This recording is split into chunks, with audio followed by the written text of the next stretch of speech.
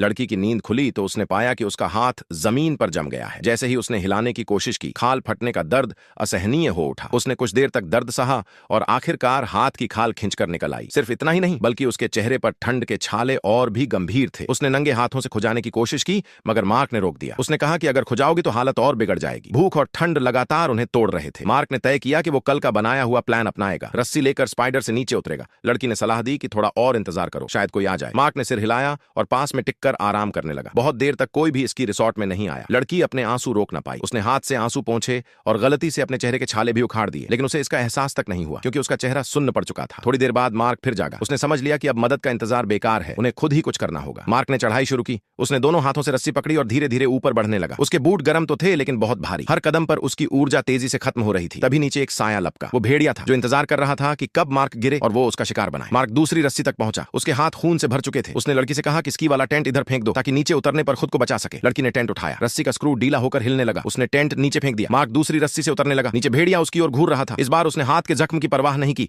वो तेजी से आगे बढ़ा और आखिरकार खंभे तक पहुंच गया। फिर स्टील की सीढ़ियों से नीचे उतर आया। जैसे ही उसने टेंट उठाया, भेड़िए ने उसे गिरा दिया, लेकिन मार्क ने टेंट लहराकर भेड़िए को भगा दिया। फिर वह तुरंत स्की बोर्ड पर बैठा और पहाड़ से फिसल गया। लड़की ने देखा कि दो भेड़िए उसका पीछा कर रहे थे, मगर वो कुछ कर नहीं सकती थी। वह बस प्रार्थना कर सकती थी कि मार्क सुरक्षित नीचे पहुंचकर लोगों को लेकर लौट आए। रात फिर आ गई। उस रात बर्फबारी नहीं हुई। लड़की अगली सुबह तक जिंदा रही, लेकिन मार्क अब तक लौटा नहीं था। वो बेहद डरी और अकेली महसूस कर रही थी। नीचे देखा तो उसका बॉयफ्रेंड बर्फ में दबा हुआ था। इसका मतलब था कि बर्फ मोटी हो चुकी थी। लड़की रस्सी से धीरे धीरे बाहर आने लगी। उसका इरादा था कि जमीन के करीब पहुंचकर कूद जाए। तभी रस्सी का स्क्रू पूरी तरह निकल गया। रस्सी का पुल जोर से नीचे गिरा। शुक्र था कि वो जमीन से थोड़ी ही ऊंचाई पर रुका, लेकिन स्टील की रस्सी धीरे धीरे टूट रही थी। लड़की ने गहरी सांस ली और छोड़ दिया। वो सुरक्षित बर्फ पर गिरी, लेकिन तभी पुल भी गिर पड़ा और उसका पैर चोटिल हो गया। लड़की दोनों हाथों के सहारे रेंगने लगी। कभी लुढ़कती, कभी फिसलती हुई वो पहाड़ के बीच तक आ गई। वहां उसे जमीन पर खून का धब्बा और एक लाश मिली। असल में मार्क पहले ही भेड़ियों का शिकार बन चुका था। लड़की ने सामने देखा, भेड़िया उसे घूर रहा था। उसके मुंह से खून टपक रहा था। लड़की कांपने लगी। शुक्र था कि भेड़िए पेट भर चुके थे, इसलिए उन्होंने हमला नहीं किया। लड़की धीरे धीरे सरक कर ढलान से नीचे लुढ़क गई। आखिरकार वो पहाड़ के मोड़ तक पहुंची, लेकिन थकावट से बेहोश होकर सड़क किनारे गिर पड़ी। बर्फ गिरते समय राहगीरों ने उसे देखा। लड़की बच गई।